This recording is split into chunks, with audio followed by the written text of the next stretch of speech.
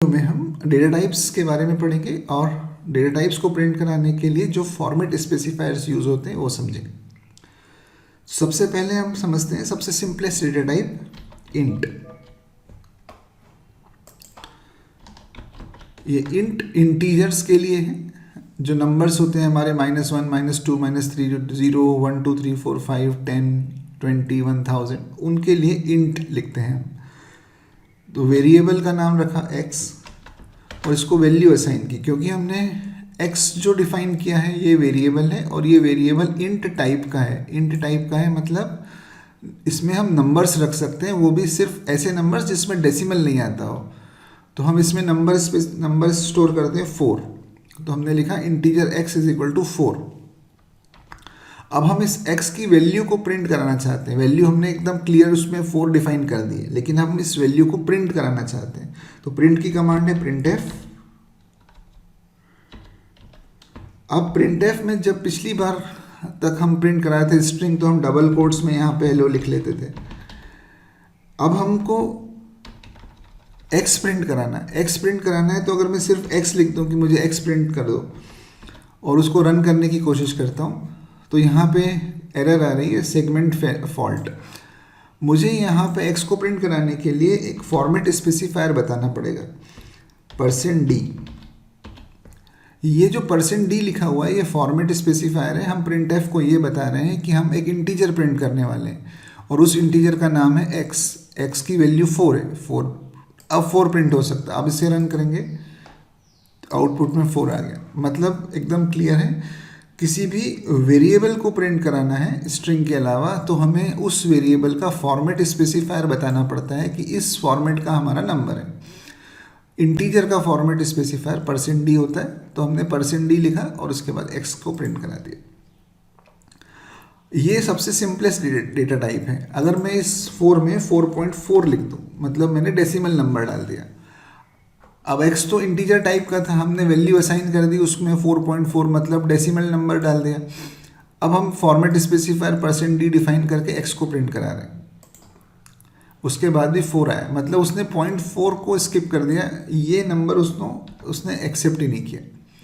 अगर हम ये चाहते हैं कि हम 4.4 को स्टोर करें कहीं, तो ये डेटा टाइप बदलना पड़ेगा, क्योंकि हमारा डेटा का टाइप बदल चुका है। हमारा डेटा अब डेसिमल नंबर्स हो गया। डेसिमल नंबर्स के लिए 2 डेटा टाइप्स सी में होते हैं, एक फ्लोट होता है और एक डबल होता है। तो हमने लिखा फ्लोट। अभी हमारा फ्लोटिंग पॉइंट नंबर हो गया। फ्लोटिंग पॉइंट नंबर हो गया मतलब हम इसमें अब डेसिमल्स डाल सकते हैं। 4.4, 2.9, 5.5, जो भी नंबर हम इसमें स्टोर करना चाहते हैं उस टाइप का नंबर हम अब इसमें स्टोर कर सकते हैं। तो डेसिमल वाले नंबर्स आएंगे। फ्लोट में हमने 4.4 रखा। अब हम इसको %d से प्रिंट कराते हैं। अब ये कुछ भी एक गार्बेज नंबर प्रिंट कर रहा है। ये जो गार्बेज नंबर प्रिंट हो रहा है ये क्यों हो रहा है? क्योंकि फॉर्मेट स्पेसिफायर गलत है। फॉर्मेट स्पेसिफायर फ्लोट का %f होता है। अब ये %f लगा दिया। अब हम x की वैल्यू प्रिंट करा रहे हैं।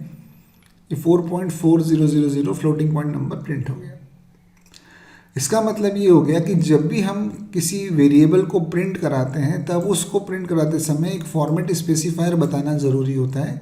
जो फॉर्मेट स्पेसिफायर होगा वो डेटा टाइप के करस्पॉन्डिंग होगा। x की वैल्यू प्रिंट कराना है तो x किस टाइप का है? फ्लोट का। तो फ्लोट का फॉर्मेट स्पेसिफायर कौन है? %f। तो %f से प्रिंट होगा। फ्लोट की जगह हम यहाँ डबल भी ले सकते हैं। डबल भी फ्लोटिंग पॉइंट नंबर से स्टोर करता है, उसका फॉर्मेट स्पेसिफायर भी f है। तो ये चल रहा है। तो फ्लोट कब लेना और डबल कब लेना? जब छोटे नंबर्स होंगे तब फ्लोट लेना है, और डबल जब बहुत बड़े नंबर्स होंगे तब हमको डबल लेना है। तो ये तो नंबर्स वाले डेटा टाइप्स थे, इंटीजर या फ्लोट। मतलब हम न्यूमरिक में वैल्यूज़ कैसे रख सकते हैं? 1, 2, 3, 4, 5, 9, 10, 100, 1000, या फिर 2.5, 9.8 ऐसी वैल्यूज रख सकते हैं। दोनों के लिए आपको डेटा टाइप पता है। फिर हमको कैरेक्टर वैल्यू रखना है तो कैर। वेरिएबल का नाम कुछ भी रख सकते हैं हम, x, y, z जो भी रखना है। हमने वेरिएबल का नाम रखा c इज इक्वल टू। अब कैरेक्टर की को जो वैल्यू देना है वो सिंगल कोट्स में देना है। कैरेक्टर्स कैसे होंगे? ABCD, XYZ, small letters, capital letters, ये सब सिंबल जितने भी हैं ये कैरेक्टर्स हैं। तो आपने लिखा कैरेक्टर में A। अब इस कैरेक्टर को प्रिंट कराना है, तो कैरेक्टर का वेरिएबल का नाम क्या है, सी। हम सी प्रिंट कराना चाहते हैं, तो यहाँ पे लिखा सी प्रिंट कराना है।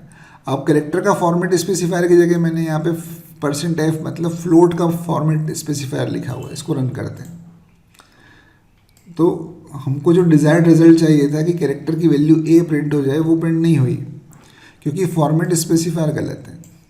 कैरेक्टर का फॉर्मेट स्पेसिफायर है %c। अब ये कैपिटल ए आउटपुट आ गया।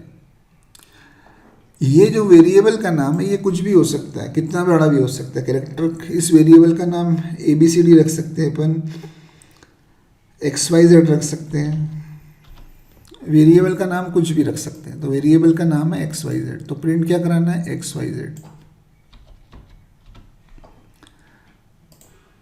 वही आउटपुट है।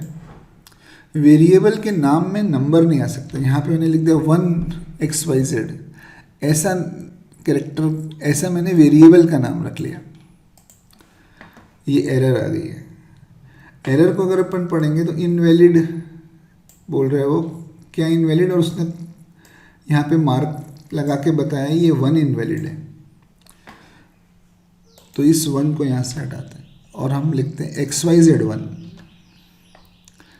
अब मुझे XYZ1 प्रिंट कराना है। अब उसको कोई दिक्कत नहीं, वेरिएबल का नाम XYZ1 हो सकता है, वेरिएबल का नाम X1 हो सकता है, Y1 हो सकता है, लेकिन 1X नहीं हो सकता। मतलब वेरिएबल का नाम के स्टार्टिंग में नंबर नहीं आएगा, बाद में नंबर लिख सकते हैं, बीच में नंबर लिख सकते हैं, ये चलेगा।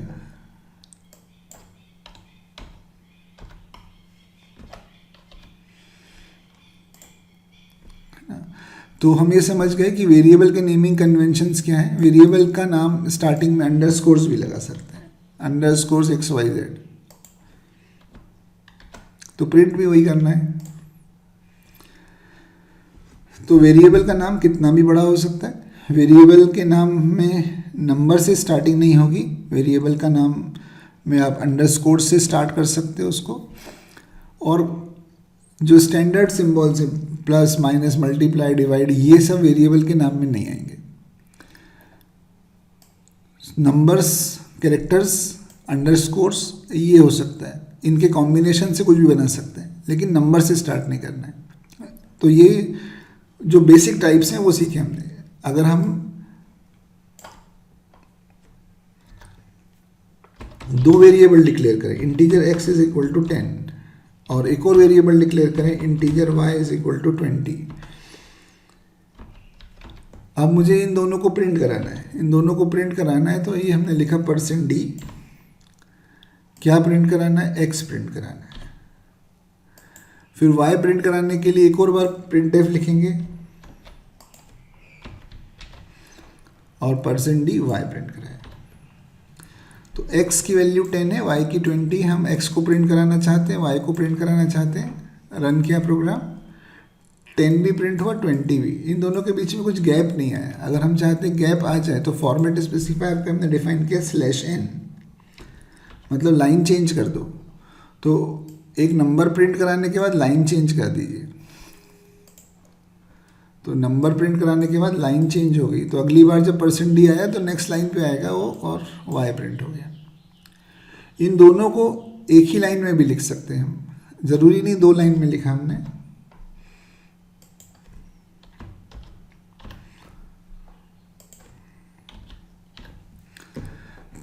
%d/n %d, तो %d जो पहला वाला है उसमें x की वैल्यू सब्स्टिट्यूट होगी, फिर /n लाइन चेंज होगी, फिर अगले %d में y की वैल्यू सब्स्टिट्यूट होगी, सेम आउटपुट। तो 2 लाइन में printf लिखने की बजाय हम एक लाइन में भी लिख सकते हैं। बहुत सारे फॉर्मेट स्पेसिफायर डिफाइन करेंगे, जिस सीक्वेंस में फॉर्मेट स्पेसिफायर मिलता जाएगा उस सीक्वेंस में वो वैल्यू पिकअप करता जाएगा। तो ये एक बहुत बेसिक एग्जाम्पल से हमने समझा इंटीजर, फ्लोट, डबल, कैरेक्टर, ये जितने भी सिंपलेस्ट डेटा टाइप्स होते हैं उन डेटा टाइप्स को कैसे यूज़ करना है, कैसे डिफाइन करना है, और उनको प्रिंट कराते समय हमें कौन सा फॉर्मेट स्पेसिफायर यूज़ करना है। इसके अलावा भी बहुत सारे डेटा टाइप्स होते हैं, लेकिन ये बेसिक हैं, इनका तो यूज़ हमको करते ही रहना पड़ेगा। और इसके अलावा शॉर्ट होगा, स्ट्रिंग होगा, डेटा टाइप्स बहुत सारे टाइप्स होते हैं, तो वो धीरे धीरे हमको आते रहेंगे। लेकिन अभी के लिए जो बेसिक हैं वो हम समझ गए, इंटीजर, फ्लोट, कैरेक्टर।